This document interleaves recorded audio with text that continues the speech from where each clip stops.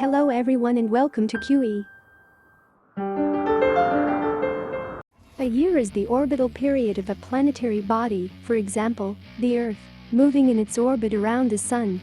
Due to the Earth's axial tilt, the course of the year sees the passing of the seasons, marked by a change in weather, the hours of daylight, and, consequently, vegetation and soil fertility.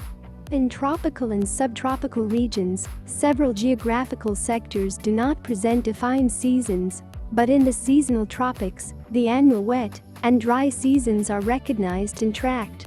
A year is a relative unit of time. It describes a specific period during which the planet revolves around the Sun. A year can start and end at different moments, 22nd of June until the 21st of June. But if you are talking about a calendar year, then it is about the period between the 1st of January until the 31st of December. Leap years. The Earth takes a year to circle the Sun. A year usually takes 365 days, but to be precise it takes 365 days, 5 hours, 48 minutes and 46 seconds. If you round the decimals, this would mean that after 4 years you are 1 day short in time. If this would happen for 40 years, then we would miss 10 days. So every 4 years an extra day is added. This extra day is being added because the revolution around the Sun cannot be measured in exact days. This year we call it a leap year. Once every 4 years, there is a leap year. In this case, the calculation is 366 divided by 7, which equals 52.2857, so it's still just 52 weeks. This means that there is a day more in this year. We notice this extra day in February. If this was not installed, then the seasons would not match the calendar. For example, spring would start earlier on in the year. Normally we would transition from the 28th of February to the 1st of March, but in the case of a leap year, there is also an extra day, namely the 29th of February. A lot of people have been born on the 29th of February and they celebrate their birthday on the 1st of March, for instance. Gregorian calendar.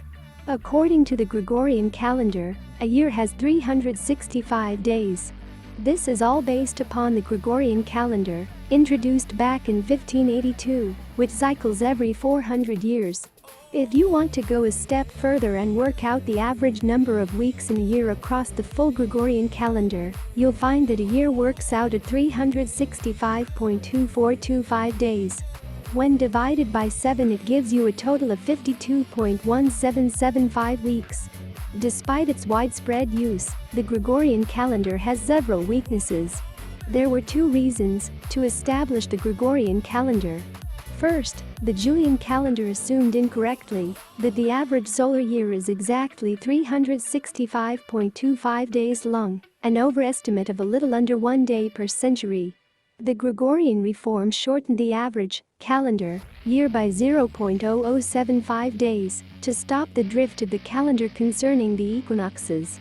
Second, in the years since the First Council of Nicaea in AD 325, the excess leap days introduced by the Julian algorithm had caused the calendar to drift such that the northern spring equinox was occurring well before its nominal 21 March date.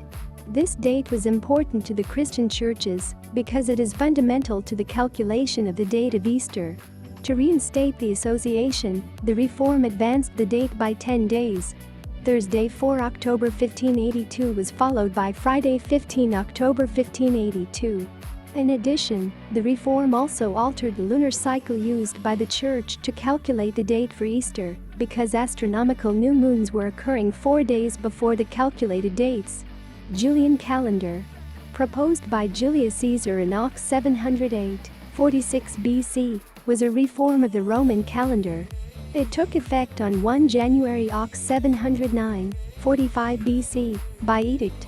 It was designed with the aid of Greek mathematicians and astronomers such as Sosigenes of Alexandria. This calendar had once every 4 years a leap day. On average, this year lasted 362.25 days. The Gregorian calendar has fewer leap days. According to this calendar, the years last 365 2,421,875 days. In a biblical year in scripture, prophetic years of 360 days instead of normal years of 365 days has been interpreted as being equal to prophetic months of 30 days or years, which has been interpreted as being equal to one time to be able to fit the interpretation that Jesus was the Messiah as per Daniel 9. The calendar became the predominant calendar in the Roman Empire and subsequently most of the Western world for more than 1,600 years until 1582, when Pope Gregory XIII promulgated a minor modification to reduce the average length of the year from 365.25 days to 365.2425 days, and thus corrected the Julian calendar's drift against the solar year. Worldwide adoption of this revised calendar, which became known as the Gregorian calendar, took place over the subsequent centuries, first in Catholic countries and subsequently in Protestant countries of the Western Christian world. The Julian calendar is still used in parts of the Eastern Orthodox Church and parts of Oriental Orthodoxy as well as by the Berbers. The Julian calendar gains a day every 128 years. For any given event during the years from 1901 to 2099 inclusive, its date according to the Julian calendar is 13 days behind its corresponding Gregorian date. Leap years in the Western calendar were first introduced over 2,000 years ago by Roman general Julius Caesar. The Julian calendar, which was named after him, had only one rule. Any year evenly divisible by 4 would be a leap year. This formula produced too many leap years, causing the Julian calendar to drift apart from the tropical year at a rate of 1 day per 128 years. This was not corrected until the introduction of the Gregorian calendar more than 1,500 years later, when many days were skipped to realign our calendar with the seasons. In a normal year, the modern calendar has 365 days, which, when divided by 7, being a week, which equals 52.142857 weeks. This means that a year has 52 full weeks, then there is 1 day left if you are counting in the normal years. If we are discussing a leap year, then there are 2 extra days remaining. If you have any questions, comment below to let me know, and I do my best to answer them. If you enjoy the video, don't forget to give us a like. New here, why not subscribe? And don't forget to turn on the notification bell so you never miss a future video. And I'll see you in the next one.